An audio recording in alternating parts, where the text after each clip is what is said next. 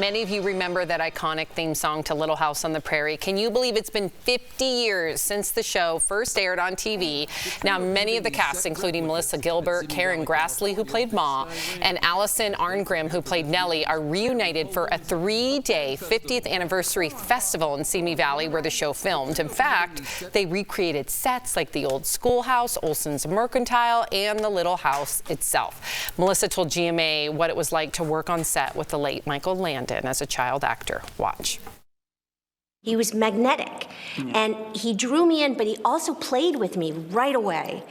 And our relationship immediately became like parental and in that way, but he treated us when he worked with us like contemporaries, not like kids. They talk.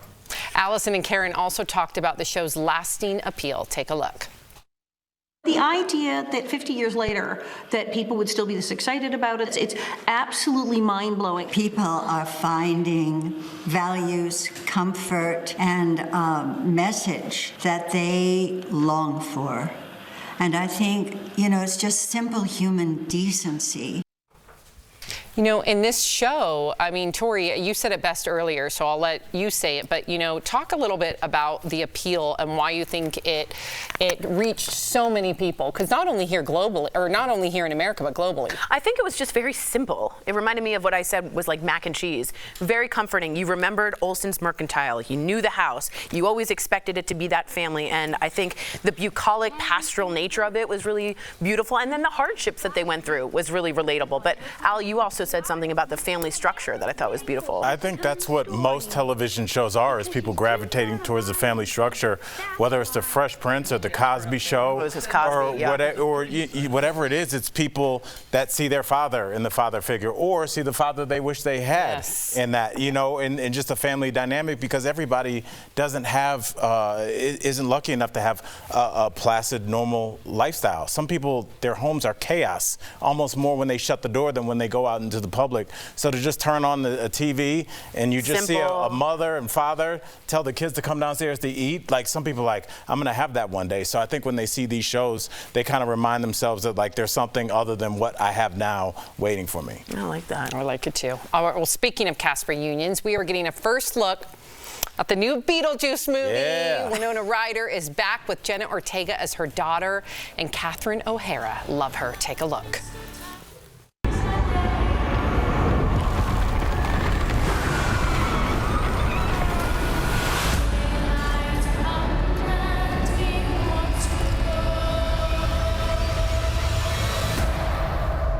The juice is loose. Oh my Great goodness. trailer. I know. I didn't know OJ was in the second one. I know, the juice is loose. The original film came out in 1988 and also starred Gina Davis and Alec Baldwin, who are not back for the sequel. The new movie comes out in September. Oh my gosh. How do you feel? I'm so excited. I've been Lydia before for Halloween. I have Beetlejuice memorabilia all over my home. I just live for this movie. I love Tim Burton, anything he touches. He even did Wednesday with Jenna Ortega, so it makes sense. And Winona Ryder had an appearance in Wednesday. So this isn't going to be the first time that any of them are acting together or being directed by Tim Burton. So you can expect, there's that iconic bridge. I'm going to go visit. I want to take a bridge tour one day, and that's going to be probably where I start or end. I haven't decided yet. Can you imagine somebody suggesting a bridge tour and you're on board with that? Those would be the last words I ever heard come out of your mouth before your number was blocked. A covered bridge tour. That you would really do that? I'm going to do a covered bridge tour and a lighthouse tour. Well, I must say I am excited about this movie. I'm curious, Erica, are you going to see this? Because this movie is made for Sam. I don't think she's seen it. Is this? I have seen it. The issue is, I don't understand the premise, and y'all have tried over Maybe years. Jeff can describe the premise. How would you Because we already tried, and I guess we weren't good enough. She's not watching it. You know what I mean? Let's describe the premise. What happened I've to Beetlejuice? seen it a few times. I just don't know what it's about. What would you say? I don't either. Give her a plot. No. Here's what I'm going to say.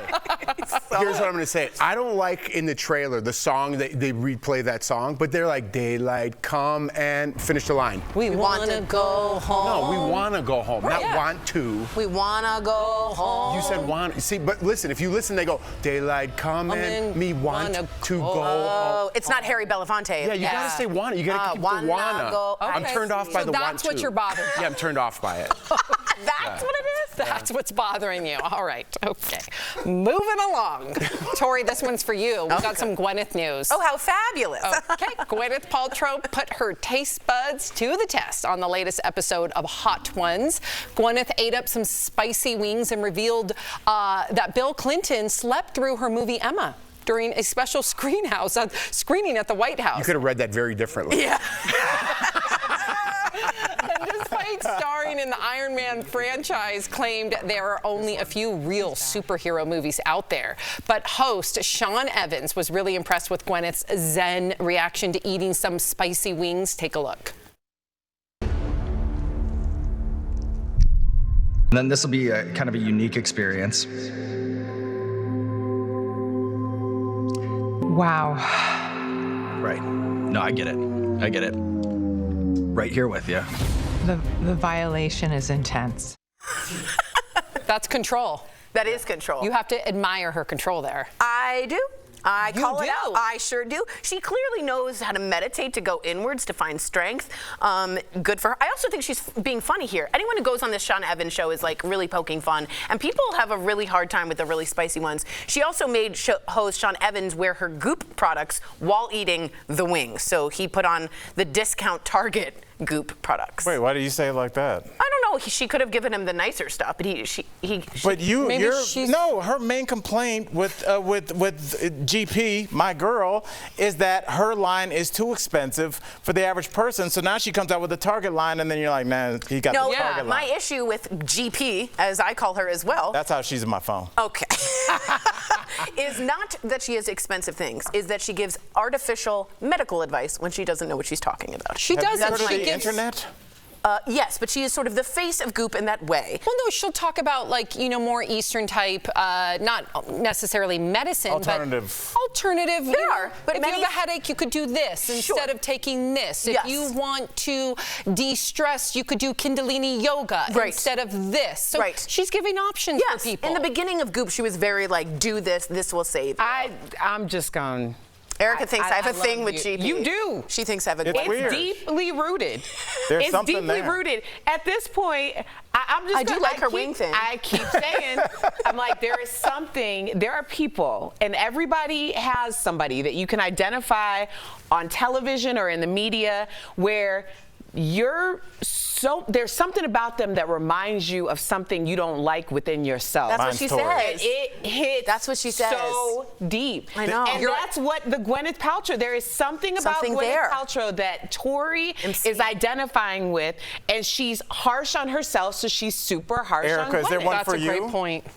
It's a great I have point. several. Really? You don't have to Give us name names, one. but you definitely know who they are. Yes, and I can also tell when people are doing that to me. Oh. I'm like, I see you. We're like, I haven't done enough to have you. deserved that reaction you just gave me. Like this is so deep. Like this is about your childhood. This is are about all me. the things that I upset you because you don't feel this way. It's very deep.